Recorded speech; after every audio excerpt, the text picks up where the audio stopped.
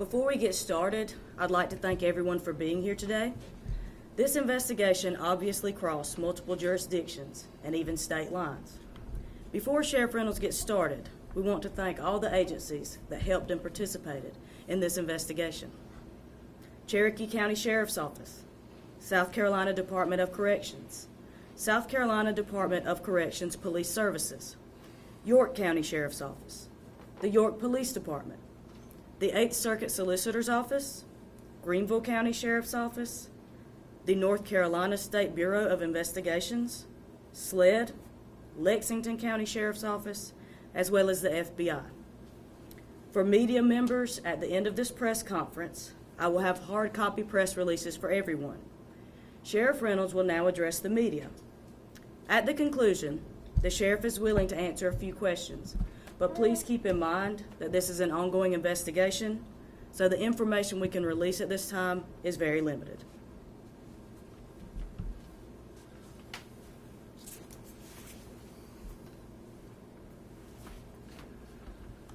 I'd also like to thank all the agencies involved in this case because they were very much needed and appreciated. But I also want to thank the men and women of this office because of the tireless hours that they spent day and night accomplishing this, because those are the logistics that people don't see. But there was a lot of hard work around the clock that was done with this office. And I realize many of you have questions, I'm sure, as far as the motive and the connection with this area. But because of it being ongoing and because those details will come out in the trial, I'm not at liberty to say those. But the one thing I can share with you is this murder was orchestrated through prison. The guy that orchestrated it is currently serving a 30-year sentence.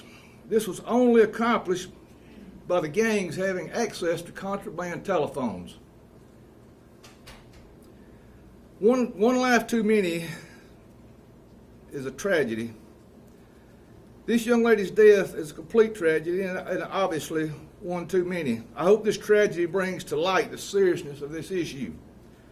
Contraband cell phones are not only dangerous to the public, they're dangerous to the other inmates in some cases, but mainly what my concern is, it's the officers that are there to protect them and keep them housed. It puts all people at risk. Contraband cell phones. If you could go on and search this, they put a correctional staff at risk. In 2010, Captain Robert Johnson, now retired from the South Carolina Department of Corrections, was shot numerous times in his home as a result of an assassination attempt. A quick Google search of this case will show how much contraband cell phones played a role in orchestrating the shooting of Captain Johnson. Director Brian Sterling from the South Carolina Department of Corrections has been fighting an uphill battle. I've been at other press conferences where he has spoken on this. Common sense would tell us if the cell phones won't work, they will be of no use to the inmates. Unfortunately, the solution is not that simple. The U.S. Attorney for South Carolina, Sherry Lydon, has said the only way to stop the threat of illegal phones in prison is to disable the cell signals, something which is currently prohibited by federal law which dates back to 1934. Only Congress can amend this law. It's my understanding a bill was recently introduced in the U.S. House of Representatives. Arkansas Senator Tom Cotton and South Carolina Senator Lindsey Graham have introduced legislation in the U.S. Senate that would help change current law regarding this. Their bill is titled the Cell Phone Jamming Reform Act. I can't help but think if this bill had already been enacted that Ms. Dodge would not have met this end. I want to publicly offer my appreciation and support to Director Brian Sterling and Senator Lindsey Graham and Senator Cotton and anyone else who is pushing for legislation to help jam these signals out of prison. The people behind these walls are not law-abiding citizens. They're there for a reason. A majority of them are violent and extremely dangerous. We need to do everything in our power to help stop this. Because by not stopping it, we're enabling them. And when these people are put behind these walls because of their actions, they should not be enabled to continue as in this case, the hideous operation that they're conducting.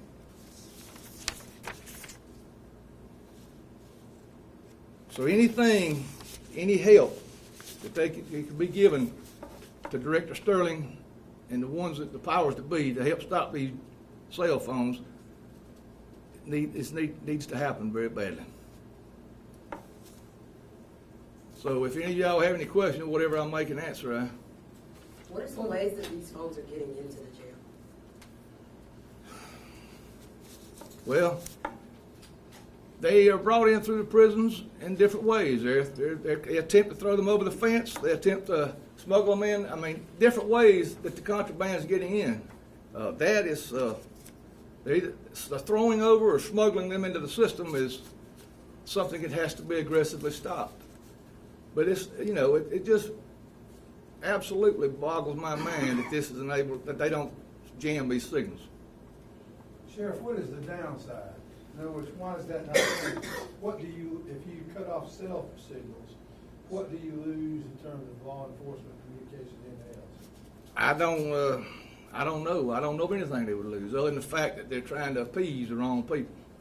Obviously, this law that you mentioned that's on the books wasn't written for cell phones because there wasn't any in 1927 or whatever it was. They were still using smoke signals probably close to then. But the fact of the matter is, the good outweighs the bad tremendously. So they're in a reasonable mind. These people are put in prison for their actions. They're not to be abused, but they're also not to be enabled. So this enabling these people to conduct their activity as they are is ludicrous. Do you believe Michelle Dodge would still be alive if it weren't for these cell phones? There is it's very likely, most likely she would be, because this hit was, as I said, was orchestrated out of there by an individual that has nothing to lose. He's serving a 30-year sentence, and what does he have to lose if he wants to reach out and get revenge? So it's ridiculous, and I don't know why anybody could not be ashamed of themselves that's not fighting to stop this. Have there been any additional arrests? In this case, Yeah. I think we have 8, 9 folks that we've arrested so far, and it's ongoing, so there may very well be more arrests coming. Yes, ma'am. Can you explain how they all knew each other? Other than the illicit life they live, drug-related, these people I have found in this job that they all seem to come across each other's path in this meth trade. So basically through the drugs is how they knew each other. If you could say something to the person who is helping these inmates get these cell phones or get any items contraband, what would you say? I hope one day they find themselves sitting there wanting to phone themselves, and I hope they can't get it. That's what I hope. All of them. Anybody that's connected with this case, connected with these cell phones going into these prisons, these people that have no value on life, I hope they all go to jail. How were you able to find out that cell phones played a part in this investigation? What led to that? Well, I can't go into the investigation itself, but it was the conducting of the interviewing of all these, it's kind of like threads you pull, and it's the conducting of the investigation of the question of this individual into this individual, and it runs. That's why I say the men and women of this office stayed up night and day following leads from one county to the next, even out of state. So the logistics of this thing is unbelievable what these guys go through. What part did the vehicle play in this? Or vehicle, once that was brought back here? I can't go into any detail on that, but what I want people to understand is that the cell phones in these prisons is where all this is where the dot started, with the cell phone use in this prison on a contraband telephone. Had it not been for that, this could maybe have probably never been orchestrated and started in motion. I mean, it's just so sad and so simple to step up and do what's right. You said everyone knew each other through like illegal drug activity. Is that also how they knew Michelle Dodge, or how did? All these individuals, drugs touch all these people some way. Whether it's standing face to face or hand this to him to hand to you, there's always a connection with all these people. And that's the connection to Dodge as well. Well, they could have very possibly, whether she knew every one of these individuals, I can't answer that, but I feel sure that it's very likely that because of the drug trade and because of the use of the drugs, that they were paths crossed that intertwine these people.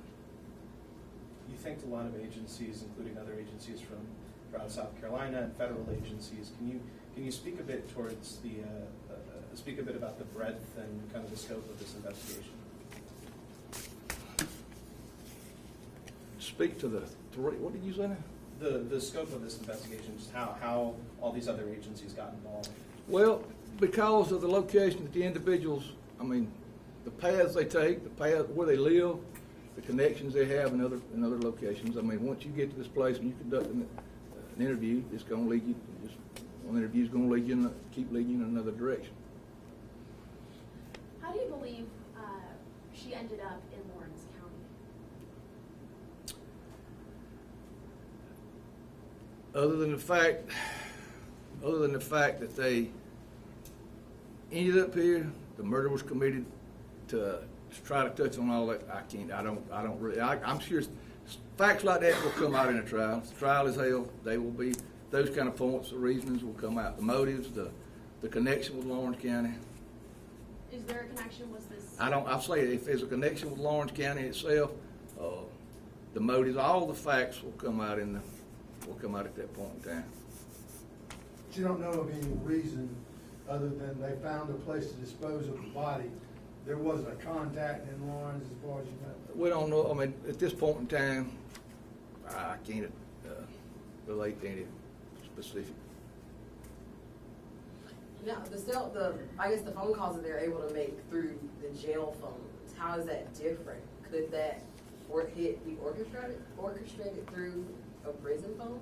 Well, those calls are recorded, and plus they're controlled to the point that it's not the same, you know. So it's totally a different atmosphere. This isn't the first time he's orchestrated things from prison, is it? My understanding, this guy has been involved before in maybe some drug deal. So the thing is, these people going back, this is the SCDC. They deal with all the bad guys in this state, and this multi-jurisdictional problem. That's why I appreciate all the help from all the agencies.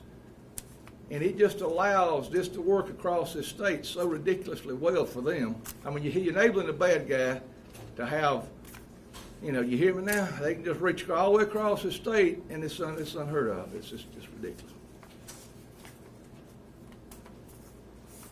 Thank you, Sheriff. Thank you.